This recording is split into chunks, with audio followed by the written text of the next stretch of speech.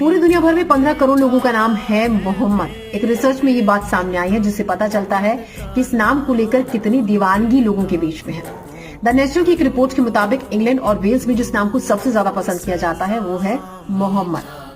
Office for national statistics की report में ये बात सामने आई है कि साल 2023 में 4,661 लोगों ने अपने लड़कों का नाम मोहम्मद रखा, जो कि पिछले साल के मुकाबले ज्यादा था। इस रिपोर्ट में ये भी कहा गया कि मोहम्मद नाम साल 2016 से टॉप 10 की सूची में है और इस साल ब्रिटेन में उसने नोहा नाम को पीछे छोड़ते हुए नंबर 1 पर जगह बनाई है।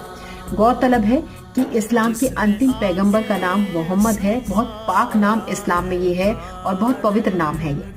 यहाँ तक कि भारत जैसे देश में जहाँ पर 80% आबादी हिंदुओं की है और 15% आबादी मुस्लिम की है, यहाँ भी मोहम्मद नाम नंबर 1 की सूची में है, जिस नाम को सबसे ज्यादा पसंद किया जाता है। नंबर 2 पर है शिवांश, तीसरे स्थान पर है ध्रुव, फिर कबीर और फिर विदा।